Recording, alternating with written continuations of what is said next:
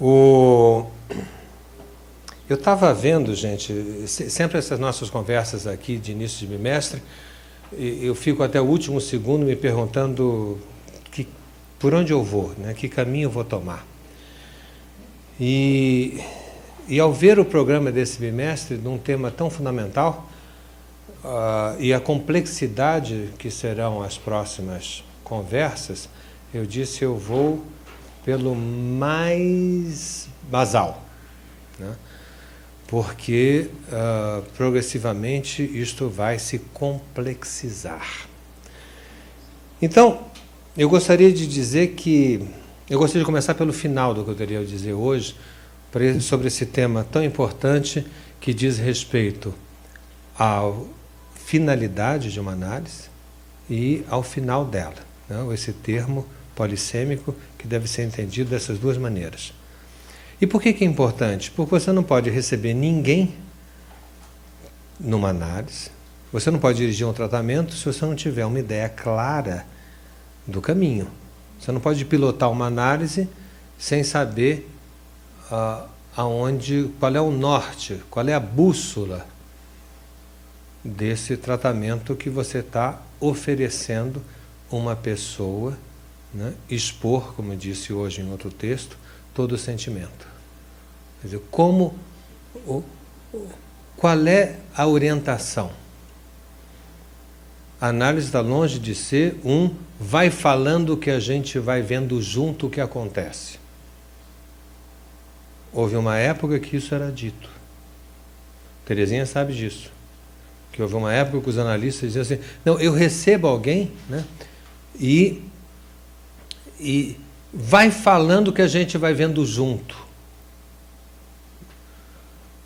Lacan corrigiu duramente esse carnaval, né, desbussolado, dizendo que a análise tem uma orientação e que se o analista não dirige o paciente, porque não dirige o paciente, dirige uma análise. Então cabe a pergunta de Drummond, para onde? Para onde se dirige uma análise?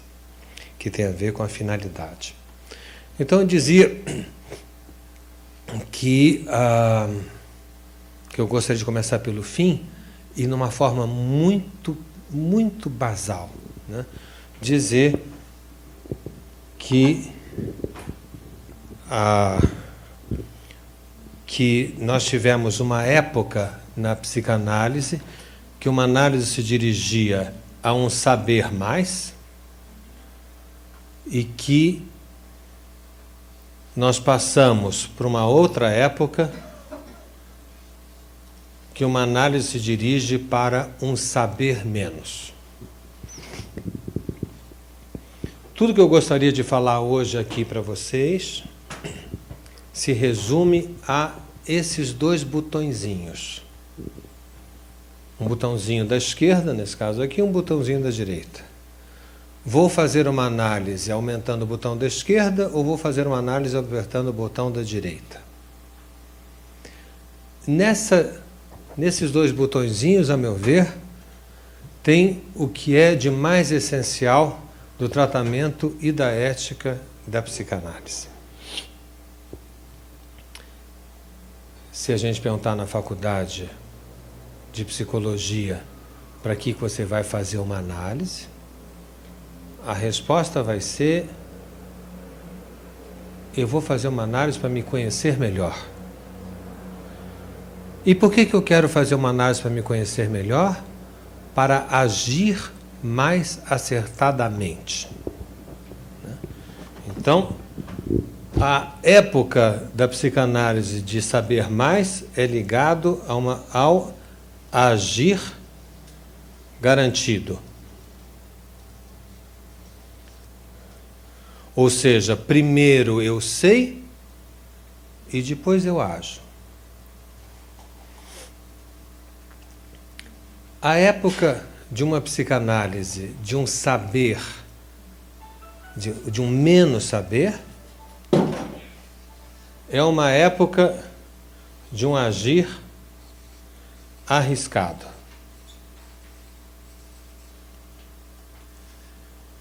Se aqui eu garanto, aqui eu arrisco.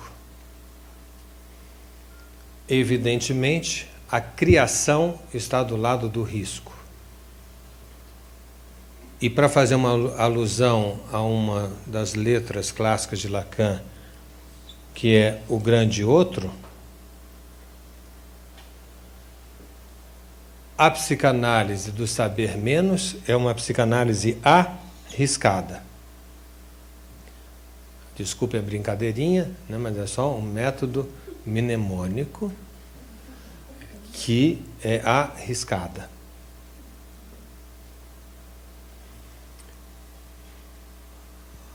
Se existe uma psicanálise de saber mais e que eu faço uma análise para ter um agir garantido, esse agir garantido é no saber, essa psicanálise privilegia o simbólico.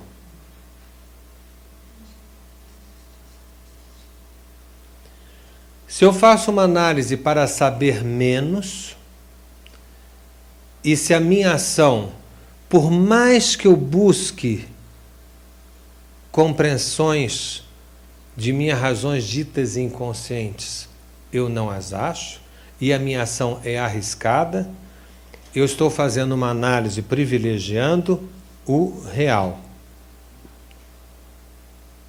O que me faz então dizer que eu tenho uma bússola simbólica da psicanálise e uma bússola real da psicanálise.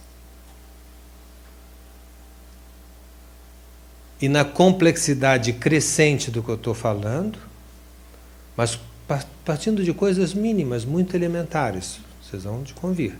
Eu comecei de uma coisa simplérrima.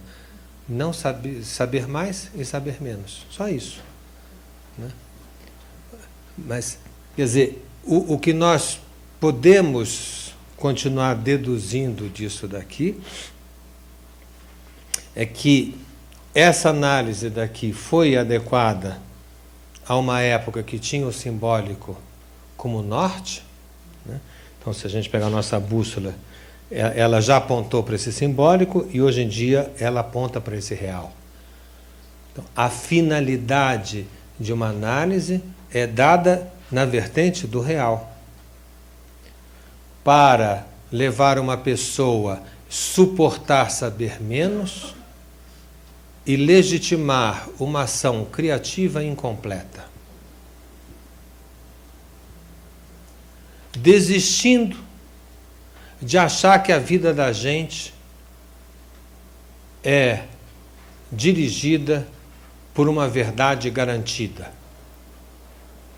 A verdade máxima que a gente pode conseguir numa análise é uma verdade que se põe sobre um local onde ela não deveria estar e, portanto, ela tem uma característica de verdade e, ao mesmo tempo, ela é mentirosa. Ela é uma verdade mentirosa, que será o tema da próxima segunda-feira. Que é o texto de Lacan, um dos últimos textos dele, que é o prefácio ao Seminário 11, em inglês, que está nos outros escritos e que será tema, insisto, de discussão segunda-feira que vem. É complexo. Então, eu estou querendo com isso facilitar essas entradas que cada um vai fazer. Por que é que Lacan vai dizer que o que eu alcanço numa análise é uma vérité menteuse, uma verdade mentirosa. Pronto. Eu, por mim, diria legal até segunda que vem. Né? Era isto que eu gostaria, eu acho que eu ficaria feliz se eu pudesse transmitir hoje só isto. Né? O botãozinho do saber mais, o botãozinho do saber menos. E o que decorre de um e o que decorre do outro. E agora eu serei cansativo, porque eu voltarei sobre isso, repetirei nos próximos, sei lá, 20 minutos, 25 minutos que eu tenho, antes da gente abrir para um debate, né? A mesma coisa, né? em tons variados. Nós vamos esperar o que esperar de uma análise levada a bom termo. Que cada um se faça a pergunta: o que eu devo esperar de uma análise levada a bom termo? Antigamente seria a pessoa virar um bom moço ou uma boa moça. Era o analisado obsessivo. Isso seria um bom termo. Olha, veja, ele está analisado. Ele olha para você e já sabe o que você tem. E cada ação que ele fala, ele explica tudo. Eu sempre estou convencido que a rejeição que muitas vezes se tem à psicanálise é por causa da categoria.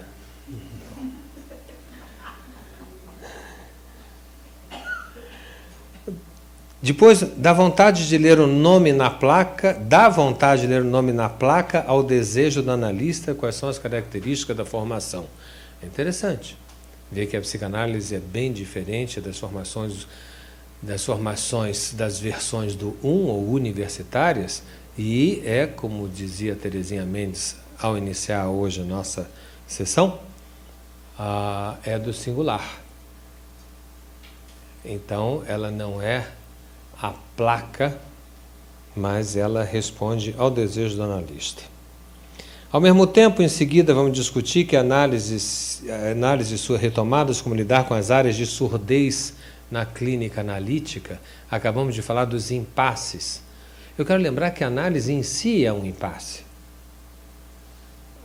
E que o impasse que a gente trabalha na análise, não temos que resolver o impasse, temos que tirá-lo do contexto da impotência e colocá-lo no contexto do impossível. O impasse é a melhor coisa da nossa vida, porque quando não tem mais estrada, você inventa. Então, o impasse é a base da psicanálise. Não é algo a ser curado, é algo a ser vivido de uma outra forma. A clínica do analista iniciante, como sobreviver a uma prática sem parâmetros? É verdade essa pergunta dessa reunião. As pessoas que começam, que estão acostumadas, por exemplo, pessoas que vêm das faculdades de medicina e psicologia no momento do domínio da medicina baseada em evidências, onde tem fórmulas e procedimentos para tudo, né? Que fazem a medicina igual tele qualquer coisa de telefone celular, né? O procedimento manda fazer assim. Não, mas dói aqui, mas o procedimento manda fazer assim, né? E aí, de repente, você vai fazer uma análise que não tem procedimento, né? Eles vão achar que é improcedente. Então, como os jovens gostariam de ter um procedimento defensor. E, aliás, a meu ver, isso está levando... A medicina baseada em evidências levou muitos jovens ao guarda-chuva da evidência e vai demorar, e às vezes demora um pouquinho para descobrir a falsidade dessas evidências. Não viver a Liz Regina e o falso brilhante. Encontros e desencontros de vazios, como é a presença do analista lacaniano, e a própria clínica reinventada, é possível ser analista sem pôr de si na teoria, né? Que retoma a questão que eu acabei de falar. Essas são as próximas reuniões, cheias de bibliografia complicadíssimas, né? Porque o tema do final e da finalidade é um tema muito tratado em Freud. Quem não leu, leia já, leia hoje à noite, né? Análise terminável e interminável, está no livro 23 de Freud, é o último texto dele, está no último livro dele. Em Lacan, eu não teria imediatamente dizer está aqui ou está ali, está em todo Lacan a questão do final e da finalidade de uma análise. E não há pessoas que tenham escrito na psicanálise que não tenham já discutido, né, e já apresentado reflexões sobre isso. Eu mesmo me deparei com textos meus anteriores, que a Cláudia Riolfi teve a simpatia de fazer circular hoje, né, e é onde dizia, não vou voltar sobre nenhum desses textos que eu mesmo já escrevi sobre final de análise, e vou falar só sobre saber mais e saber menos. E gostaria de falar sobre isso fazendo uma expansão que me ocorreu apresentar assim para vocês, que eu acho que fica mais claro na passagem de Freud para o Lacan, primeira clínica, e Lacan, segunda clínica. E eu acho ter encontrado um caminho claro de expor isso. Nunca expus assim, vou expor agora. Queria pegar o modelo freudiano da interpretação analítica e da análise, passar para o Lacan da primeira clínica e passar para o Lacan da segunda clínica. Ou seja, a resolução do sintoma em Freud, a travessia do fantasma em Lacan e a identificação ao sintoma em Lacan. 3 passos. Resolução do sintoma em Freud, primeira visão da finalidade de uma análise. Você vai para uma análise para resolver os seus sintomas, seu sofrimento inconsciente. Item 1. 2. Travessia do fantasma, que já é uma releitura de Lacan sobre o sintoma freudiano. E 3. A identificação ao sintoma, que é uma das formas de expressão do final de análise na segunda clínica. Hein? Tem outras maneiras de falar isso. Então, começo por Freud. Sempre no mais elementar. Como dizia Lacan, volto ao elementar para que a gente não se esqueça. Né? E não deturpe esses pontos, esses pilares da nossa praxis. Então, volto realmente ao mais elementar, ou seja, a interpretação dos sonhos. E vou aprender com Freud o que é, de que maneira que ele se expressa em 1900 sobre o que é dirigir uma análise.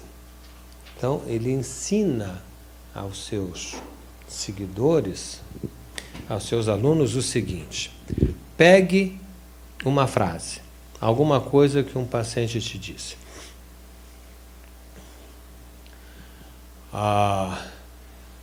Aí, a partir disso, faça a pessoa falar o que vier à cabeça, que você vai ver que de cada parte desse enunciado, eles se abrem em mais 2. E de cada 2, no mínimo mais 2. E de cada outros 2, eu não vou fazer todo o desenho, mais 2. Até que, progressivamente, veremos que essa abertura começa a convergir para um ponto que é justificativa da significação de toda essa cadeia. Esse desenho se depreende, insisto, da interpretação dos sonhos, ou, se vocês quiserem ver isso de uma forma sintetizada pelo próprio autor, leiam o texto sobre os sonhos. É uma síntese da interpretação dos sonhos, feito pelo autor, que vendeu pouquíssimos livros. Quando escreveu a interpretação dos sonhos, o autor chama Sigmund Freud. Não se desesperem, ainda há uma esperança. Né? Vendeu poucos livros e 1 ano depois ele lança, tipo assim, se vocês não entenderam, vamos ver se vocês entendem agora. E lança um texto pequeno, que evidentemente está na edição standard, né? Chamado Sobre os Sonhos. O que eu estou falando, vocês encontram no 1º, 2º, 3º capítulo de Sobre os Sonhos com facilidade. O que vocês vão ler lá no Sobre os Sonhos? Ele diz assim, na medida, ele está analisando o sonho dele, diz assim, eu vou parar de contar as associações do meu sonho, porque se eu continuar falando, eu vou entrar num terreno indiscreto, que eu não quero falar. Sobre mim, no caso, sobre mim, Sigmund Freud. E aí ele, como sempre, conversando com o interlocutor leigo, porque Freud falava para os leigos. E, aliás, Lacan também, embora não pareça muito. Mas eu quero de novo lembrar de um texto dele, que agora me foge a cabeça qual é, mas ele dizia assim, ele vai falar com os estudantes de medicina, né? Eu sempre prefiro falar com os estudantes de medicina porque depois estão perdidos. Né?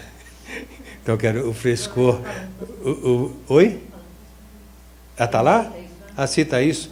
A Griseldes acaba de me lembrar que isso está no texto publicado em português pela Zahar Editor, Falando com as Paredes. Isso que eu acabei de dizer. Muito bem. O que eu estava falando então do Freud é que ele diz, não adianta eu contar um outro sonho para vocês, com outra associação, para evitar que chegar nesse ponto que me implica subjetivamente. Porque o que eu consegui dar conta é que, independente do sonho que eu relate, não só cada sonho vai para o mesmo ponto, como o conjunto dos sonhos vai para o mesmo ponto. Todos eles são puxados, são sugados por um ponto comum.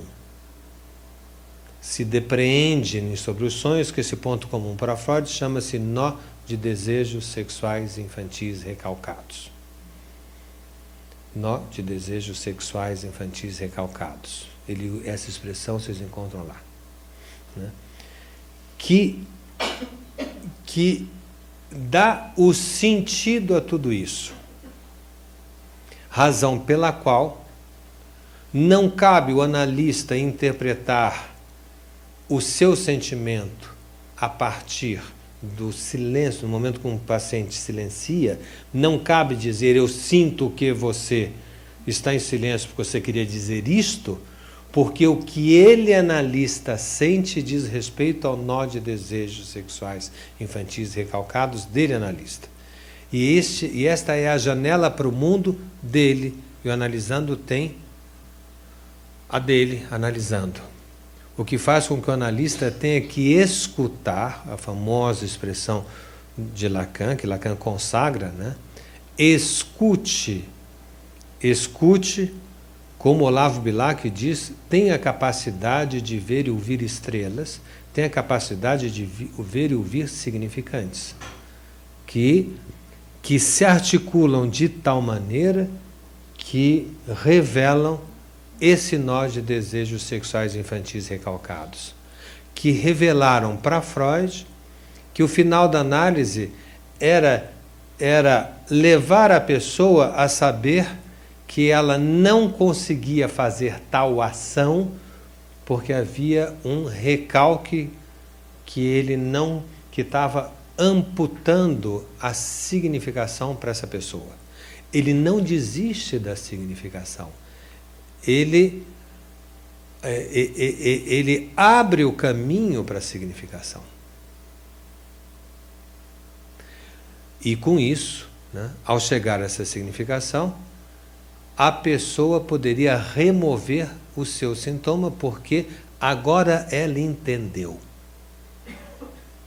Agora ela entendeu, como por exemplo,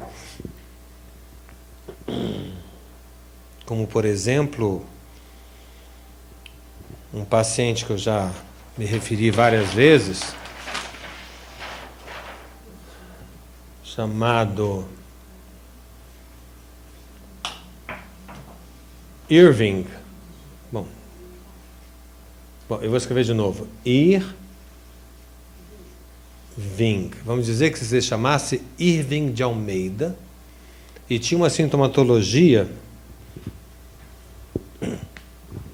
Tinha uma sintomatologia de não conseguir lidar bem com o dinheiro.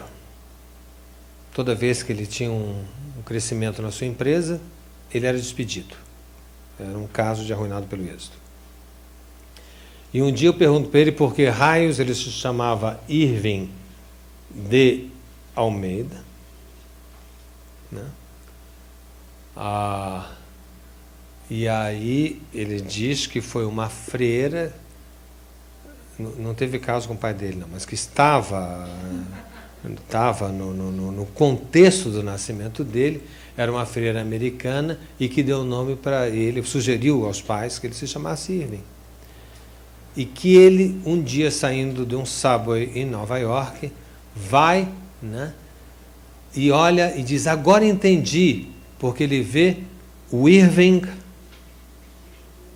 Bank. Fala, nossa, né, eu vi o Irving Bank. E por acaso eu sabia que não era Irving Bank, e eu falei para ele, Trust, porque o nome é Irving Trust Bank. Aí ele falou, in God we. In God we. In God we trust. Olha o que fizeram comigo, santificaram o dinheiro e eu só me ferro. Né? Vocês sabem, né? Todo mundo aqui, naquela nota de dólar, de $1 que guardou escondido, né? Que está escrito In God we trust. Ou seja, ele descobre um desígnio religioso impeditivo em relação ao dinheiro. Não será o primeiro obsessivo a ter esse sintoma, vamos combinar, né? Mas é o único Irving a expressar esse sintoma desta forma. Eu sei que isto fascina este exemplo, né? Mas cuidado, porque, como dizia Lacan, na instância da letra do inconsciente ou a razão desde Freud, o fascínio das formações inconscientes impediu os analistas a perceberem a importância da estrutura sobre as realizações imaginárias. Então, cuidado, é bonito, né? Mas não é suficiente. Então, esse jogo daqui é comandado, esse jogo daqui do Irving, ele libera o seu sintoma na medida que tem essa, vamos dizer, revelação em análise chama-se insight, né? Que tem esse insight da determinação do seu nascimento, né, da articulação dinheiro com religião, que há um conflito, porque nessa religião, não em todas, tem certas religiões de madrugada que vão muito bem com dinheiro, mas nessa religião, né, há algo da ordem do pecado, né, que aqui fica visto por ele, e isso foi muito importante na vida dessa pessoa. Para fazer isso, né, para fazer essa remoção sintomal, me basta essa estrutura daqui. Essa estrutura funciona, e ainda funciona. Não tanto quanto já funcionou, porque já comentei várias vezes, a sociedade não está mais no padrão símbolo, mas está no padrão real, mas ainda tem uma aplicação. Até aqui eu estou com Freud na remoção do sintoma, algo que a gente sabe tanto que eu acho melhor a gente retomar para realmente marcar as pedrinhas do caminho. Eu falei que esse seria meu primeiro ponto. Eu acho esse esquema muito semelhante a um passo à frente que Lacan dá, retirando o nome de nós desejos sexuais infantis recalcados. Primeiro ele coloca fantasma, que é um termo freudiano também. Só que aí ele diz, o fantasma é o axioma. Aí já não é tanto um termo freudiano. O fantasma é um axioma e cada pessoa deve chegar a esse axioma. Não tanto já para a remoção do sintoma. Nesse momento ele já diz, a cura vem por acréscimo. Você paga uma análise e o brinde é a cura do sintoma. Erra, e muito, quem acha que Lacan não estava preocupado com esses aspectos. Assim, porque ele disse que a cura veio por acréscimo, ele não estava dando bola para o mal-estar do homem. Não é isso. Né? A cura veio por acréscimo porque há um ponto mais fundamental. E o ponto mais fundamental, há um ganho na aplicação clínica da transformação da remoção sintomal com a possibilidade de questionamento de todas as soluções.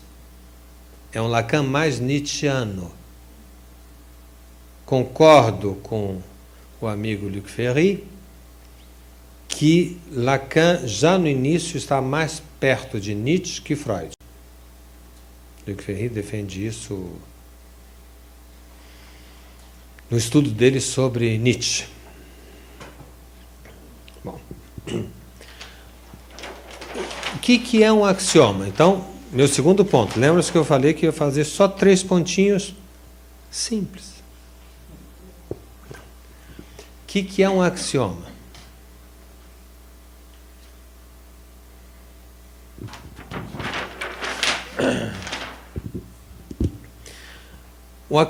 Vamos então à matemática. A pergunta que inquietava os matemáticos é como saber que uma determinada frase dada, se essa frase é verdadeira ou não. Como é que eu posso saber se é verdade ou não? E quem fez ginásio aqui, que são muitos, nós tínhamos que fazer aquela prova, assim, dada a seguinte frase, prove, essa frase é um teorema ou não. E o teorema queria dizer se essa frase, ela estava diretamente derivada de um ponto dado como verdade. Ela será teorema se ela decorrer de um ponto dado como verdade. E esse ponto chama-se axioma. Então nós tínhamos que pegar, não adiantava colar do cara do lado, para saber se era teorema ou não, porque a professora queria que a gente demonstrasse o teorema. É aí que a vaca ia para o brejo. E demonstrar o teorema era mostrar que cada um desses itens está vinculado a outro, e que chega até um ponto, né, comum, um paraquedas, um cacho de uva, e isso daqui é o axioma. Então, se esta frase decorrer desse ponto, ela é verdadeira, porque essa frase é verdadeira. Porque o axioma é verdadeiro. Isso daqui é a base da verdade matemática defendida por Russell Whitehead no Princípio Matemático, escrito nos primeiros 10 anos do século passado. Até chegar o senhor Gödel, Kurt Gödel, e resolveu atrapalhar a alegria da verdade não mentirosa, da verdade garantida do axioma de Russell e de Whitehead. E o Sr. Gödel diz, esta frase que vocês conseguem deduzir, numa lógica dedutiva, deduzir que é verdade, ok, essa frase é verdadeira, mas ela não impede que outras frases haja que sejam verdadeiras sem estarem axiomaticamente demonstradas. Ou seja, dito de outra forma, a bruxa pergunta, e agora eu fiz tudo aquilo que você queria para que eu fosse bonita? O espelho diz, você é bonita, mas Branca de Neve ainda existe. O fato de você ser bonita não impede que outra exista, que não corresponde a essa axiomática, e, no entanto, ela é bonita. Gödel dá o belíssimo nome a esta sentença, que não é aprovada axiomaticamente, de sentença indecidível. Sentença indecidível pela demonstração axiomática. Só que ele não diz pela demonstração axiomática. Para ele, só existiria essa demonstração. Então ele diz, é uma sentença indecidível. Ela pode ser verdadeira. E se alguma coisa pode ser verdadeira independente dos fatos, logo o julgamento é subjetivo, senhores juízes. Vejam a riqueza desse exemplo, gente. Vocês encontram um livrinho da perspectiva chamada A Prova de Gödel. Leiam. Vocês vão encontrar isso, evidentemente, né, minuciosamente explicado e não dessa forma tão sumária, né, tão alusiva como eu estou fazendo aqui. Leiam. Mas não concordem com os autores que dizem que um dia nós poderemos decidir sobre o indecidível. Não. Eles não fizeram análise. Então, isso... Veja a riqueza desse exemplo para nós pensarmos o que acontece nas sessões analíticas progressivas. A pessoa entendeu bem que ele não conseguia galgar os postos na sua empresa porque o nome dele era vinculado a uma freira e a freira e o dinheiro não andavam bem, porque a freira faz voto de pobreza, fazia antigamente, né? Tem o voto de pobreza, não é isso? Só que ele continua com problemas. Então, isso daqui eu entendi, mas alguma coisa continua a acontecer. Então a pessoa vai pensar, eu vou aprofundar mais a minha pesquisa. O que era o axioma passa a ser uma parte do meu contexto e eu gero um novo axioma. Novamente Branca de Neve diz, alô, eu estou aqui. E o outro diz, eu gero um novo axioma. Como acabou o quadro, eu peço a criatividade intelectual de cada um, imaginando que eu poderia passar minhas próximas horas, até cair de exaustão, mostrando sempre que teria alguém falando, alô, né? O quê? O Bugo. Cláudia, leitora de gibi, diz que tem um cachorrinho chamado o Bugo. Bom, o Bugo Gödel deve ser o nome dele. Bom, esse modelo também serve para o modelo médico.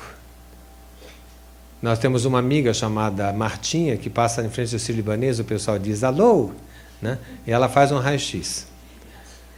Aí no dia seguinte passa, né, e diz alô. Estão olhando para aqui, não sei porquê. E aí fazem uma ressonância magnética. Aí no terceiro dia faz alô, aí faz sei lá mais o quê. Quer dizer, vai aprofundando, aí internam. Aí ela liga para todo mundo e diz assim, estou internada no sírio-libanês. Bom, ou seja, eu posso, numa perspectiva de uma medicina baseada em evidência, que se baseia em evidência, né, essa medicina é infindável. Ela vai renovar para os pacientes a esperança do próximo exame. E vai fazer a riqueza dos vendedores de exame, evidentemente. Tem sempre um examinho mais a fazer. Se descobrir um exame, né? Pega as revistas femininas mensais, que vocês vão ver quantos exames elas descobrem por mês para oferecer às suas ávidas leitoras de exames fantásticos, criativos que surgiram naquele mês do avanço da ciência, que agora a sua vida está resolvida, né? Quer dizer, isso gera um mercado, né, que nunca entendeu nem psicanálise nem Gödel. Nietzsche, que dizer, né? Quer dizer, que sempre alguma coisa se renova no avanço da ciência, e essa alguma coisa, como eu nunca sei o que é, me permitam dizer que aquilo que eu não sei o que é igual àquilo que eu não sei o que é. Porque para eu saber a diferença entre as coisas, eu tenho que poder nomeá-las. Se eu não consigo nomeá-las para ter o aparelho discricionário da língua, que divide, classifica, aquilo que eu não sei é igual àquilo que eu não sei. É uma forma fácil de entender que o real volta sempre ao mesmo lugar. E seja que história for que eu analisando contar, a história varia, mas o real não. Porque ele é sempre igual. Bom, esse modelinho simplesinho, né, do Sr. Kurt Gödel, acredito, ao menos que estou tentando dividir com vocês, que eu acho que isso é muito semelhante à genialidade do Dr. Sigmund Freud, que antes de Russell Whitehead já buscava logificar o inconsciente e entender qual axioma poderia representar a significação amarradora de cada pessoa. E dizia, então, que ao chegar ali, a pessoa ficava liberada do seu sintoma. Lacan dizia que ao chegar aqui, ao ponto fantasmático, eu tinha que atravessar o fantasma e desistir, e começar é um primeiro momento de desistir de ter a garantia fantasmática. Então começou-se a se falar, num final de análise, não só da remoção do sintoma, mas da travessia do fantasma.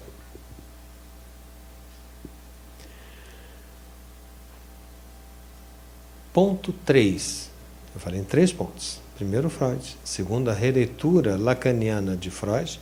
Eu estou relendo a interpretação dos sonhos a partir do teorema de Gödel, porque hoje, eu nunca tinha exposto isto desta forma.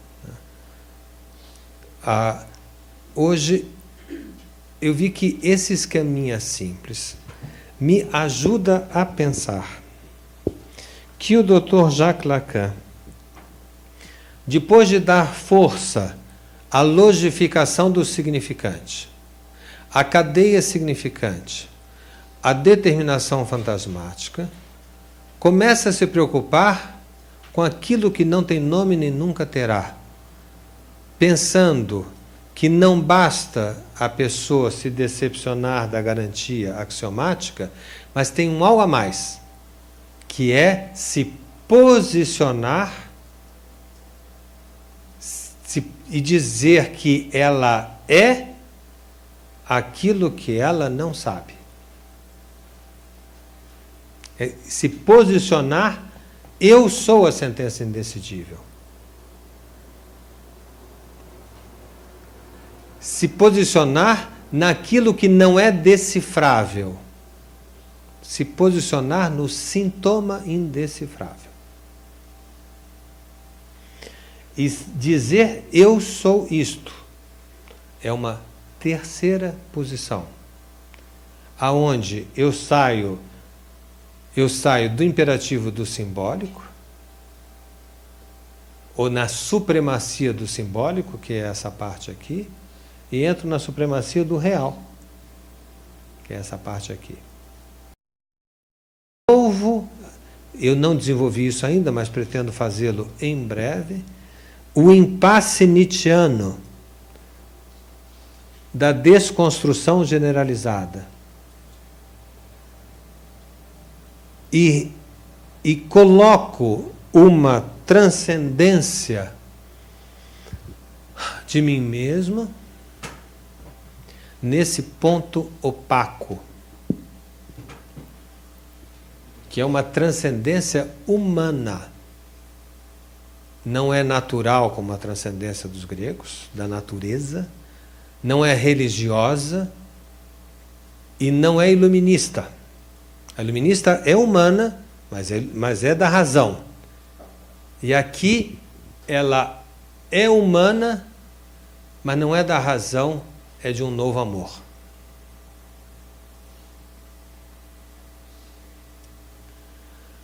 Há, assim, a meu ver, uma terceira posição a ser, que é esta posição de uma identificação, assim que eu entendo nesse momento, a identificação ao sintoma,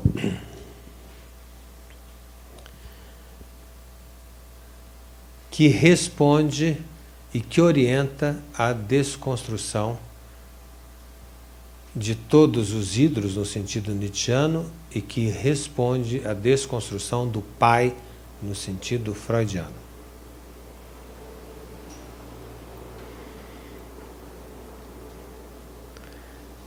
Eu pensei, e estou concluindo, eu pensei num exemplo.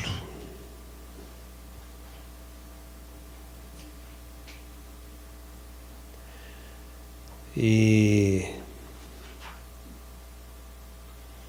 teve um momento na minha análise pessoal que para mim foi muito importante, e que todo momento muito importante é rigorosamente banal. Não é o dia que eu escalei o Everest. O dia que eu escalei o Everest, eu nem contei até hoje. Assim, era um dia que eu não estava em São Paulo, eu estava em Paris, e eu estava numa ponte que eu gosto muito. Aliás, eu gosto muito de pontes. Eu estava numa ponte.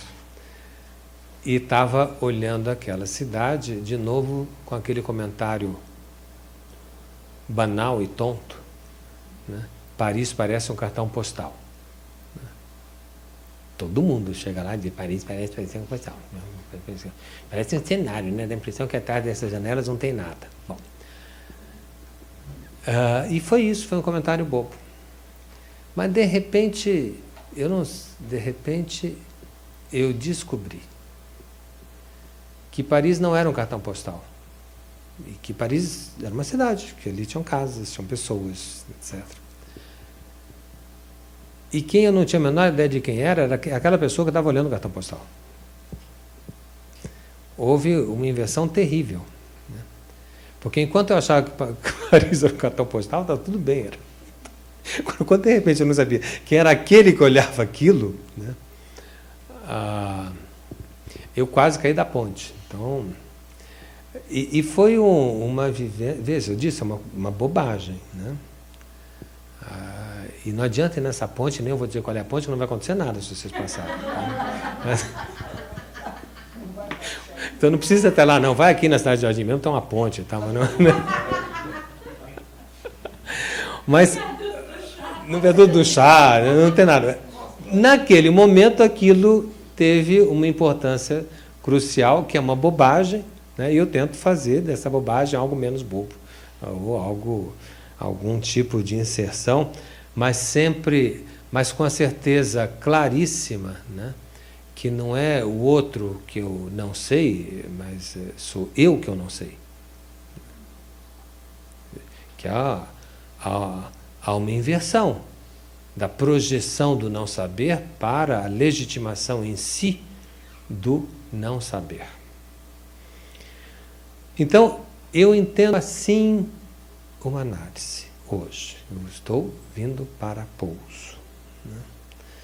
Eu entendo que, e na simplicidade que eu tentei dar até aqui, eu concluo esse papinho básico que talvez ajude a reflexão nesses 2 meses a juventude aqui presente, já enaltecida por Terezinha Mendes. Então, nós viemos, eu acho que é interessante nós pensarmos que havia uma ideia da análise, uma finalidade progressiva. Eu vou saber mais de mim a cada avanço que eu tiver numa análise. E eu diria que a análise de hoje ela é reiterativa. A cada sessão eu me deparo que eu não vou saber mais de mim. Que o famoso exemplo da cebola do Freud, das camadas, que também está nos sonhos, e aí vou decodificando a interpretação dos sonhos, indo de camada a camada, tal qual uma cebola, mas me dou conta que quanto mais aprofundo e vou tentar chegar ao núcleo, começa uma dificuldade de saber o que é que tem nesse núcleo. Ele já sabia, por isso que no meu livro Inconsciente e Responsabilidade, no primeiro capítulo, né, Eu digo, Freud já sabia, né? Só que era uma outra época e não pôde formalizar da maneira que a gente formaliza hoje, mas ele já sabia. Vejam, portanto, logo no capítulo, a presença do real no Freud. Então, o exemplo da cebola que era progressivo. E hoje, a análise é uma progressão de saber? Aqui é linear.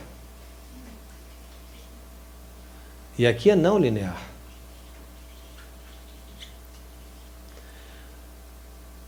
É uma progressão de saber ou é a reiteração de um não saber? Eu diria mais que é uma reiteração de não saber e não uma progressão de saber sobre o inconsciente. E se é uma reiteração de saber, não será muito difícil de nós nos caminharmos para dizer que uma análise inteira está em uma sessão. Se é uma reiteração de saber, uma análise pode ser feita em uma sessão. O problema é saber se o capial suporta o que? Uma mudança radical da sua ação garantida no outro para a ação arriscada do real. Não conhecemos pessoas que suportem isso com uma sessão. A mudança da posição ética exige esse trabalho de mulinagem. Como é que fala, Alain? Alain? De moenda. De moenda. Esta é a metáfora que vocês encontram no texto de Jacques Lacan. Vers un signifiant nouveau, em direção ao significante novo, de 75, 76, que é o exemplo que uma análise é moer, né? Moer toda essa perspectiva e fazer com que, analisando como é que é? Roa o osso da sua existência, é a frase de Lacan. O analisando tem que roer o osso da sua existência até que ele possa desistir do significado e fazer com que aquelas mesmas palavras, porque a análise não apaga a vida de ninguém, mas fazer com as mesmas palavras que tecem a vida de uma pessoa, que essas palavras tenham um sentido outro que não o sentido gosmento da queixa repetida. Por isso que o Você Quer Que Eu Desejo, o primeiro texto chama-se Basta de Queixa. Não adiantou nada. Porque só uma análise. Mais ou menos ilustra, né? Então, só você achou graça, Cláudia. Bom, então, eu dizia, então, você moer isso, Lacan fala, ele fala do moedor, algo que no Brasil não é tão conhecido, que os farmacêuticos moíam o potássio, né? Existe um verbo em francês que é potasser. Potasser é a moagem do potássio. E é homófono mais ou menos a poeta o suficiente. Poetasser. Então, como chegar a essa moagem que a pessoa consiga se sustentar na ação arriscada e na poesia que uma análise deve levar, entendendo que poesia é uma junção de uma invenção singular, mais a responsabilidade de passá-la no mundo. E aí, última consideração, então já fiz a consideração entre o progressivo e o reiterado na questão da mudança de ética. Aqui é uma ética onde eu estou abonado ao inconsciente. O exemplo do Irving é o de alguém abonado ao inconsciente. O inconsciente me disse: Irving Bank, Irving Trust Bank, in God we trust. Esse jogo significante. E aqui a pessoa fica desabonada do inconsciente. O que faz com que a identificação ao não saber é correlata ao desabonamento do inconsciente. Porque eu não sei, uma vez que o inconsciente não me responde mais. Paro aí. Obrigado.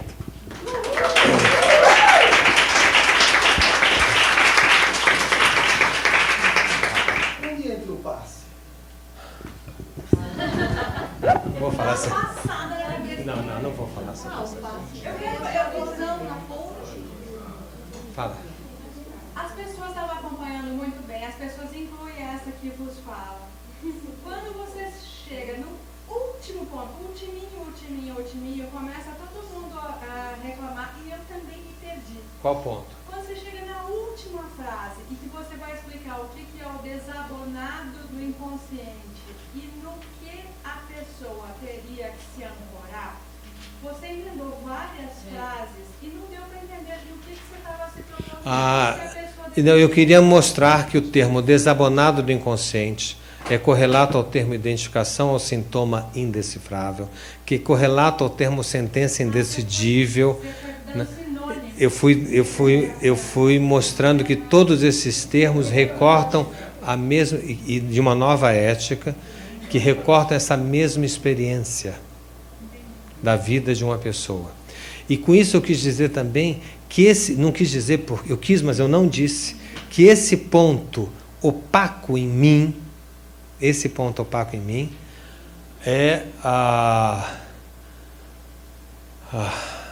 eu só posso significá-lo falando com os outros. E que é necessário essa relação com os outros em uma ligação que não é mais vertical como a anterior, mas numa ligação horizontal criativa chamada novo amor.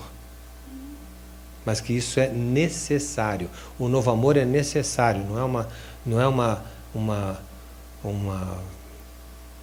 escolha.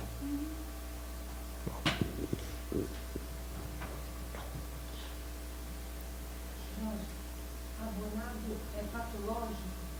Abonado Não. Eu acho que não dá para tirar do contexto perguntando se abonado é patológico ou não é patológico. É um fato ou não é um fato? A pessoa normalmente responde a essa significação de uma garantia do outro e existe uma passagem para um local sem garantia.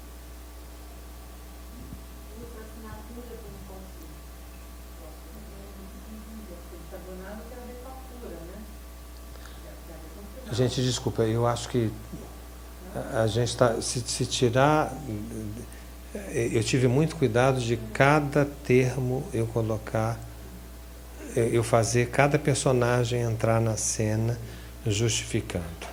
Se pegar isso, então a gente tem que... Aí vamos todo mundo sentar e vamos recomeçar, né, a esse trabalho de cozimento. Bom, então, vou deixar aí. Eu vou dizer o que eu não falei hoje. Bom, eu não falei sobre várias coisas, que eu não vou dizer sobre o que eu não falei, porque era só o que faltava.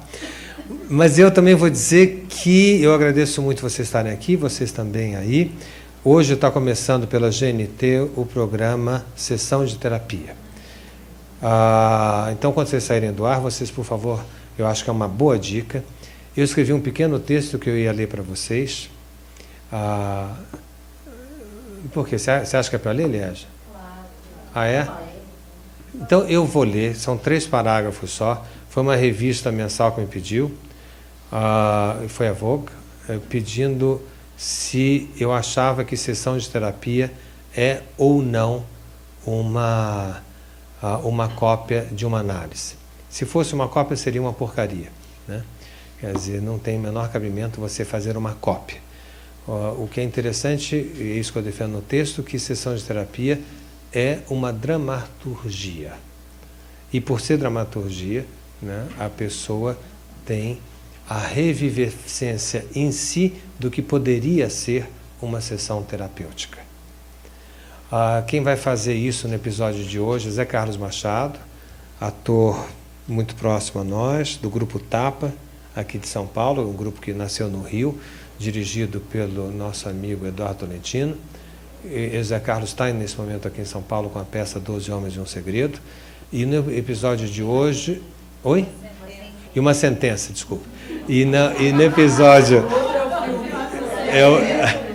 E no episódio de hoje, Zé Carlos, o analista ou terapeuta, não se fala em análise nessa série, ele recebe Maria Fernanda Cândido, né? Bom, eu vou ler então rapidinho e a gente termina, e quem quiser vai ver sessão de terapia com Zé Carlos Machado e Maria Fernanda Cândido. Então, o textinho diz assim: sessão de terapia. É assim mesmo uma sessão de análise? Essa pergunta vai ser muitas vezes repetida com a estreia de sessão de terapia na GNT. Essa série, que já fez muito sucesso em sua versão HBO, deverá repetir o enorme interesse entre nós, desbancando a falsa ideia de que não dá para levar coisa boa na televisão, como se esse meio, a televisão, estivesse fadado a nos emburrecer, quando muito a promover emoções baratas. As histórias muito bem repartidas entre tipos humanos a não deixar ninguém diferente, possibilitando identificações variadas, são as mesmas da série original adaptadas para o contexto de São Paulo, Brasil. Sessão de terapia, respondendo à pergunta que não quer calar, não é igualzinha a uma sessão de análise, não, pois não se trata de mais um malfadado reality show. Nesse caso, o que assistimos é dramaturgia, ou seja, quase um teatro filmado. Um bom teatro, que ao falsear a realidade, constrói paradoxalmente em cada espectador uma emoção próxima a uma sessão terapêutica. Ao vermos as singularidades das vidas relatadas, nos colocamos ora no lugar do paciente, ora no do terapeuta. Seja como for, em uma e em outra posição é o espectador que está em questão. Isso faz discutir com a pessoa que está assistindo junto ao programa, isso faz falar, e é assim que se começa uma análise, quando se resolve pôr em palavras todo o sentimento. Sessão de terapia cumpre bem sua função.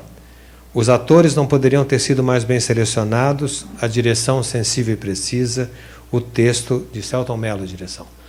O texto atual e instigante. É um divã feito para acordar. Pronto. Gente, nos vemos segunda-feira. Até lá. Tchau.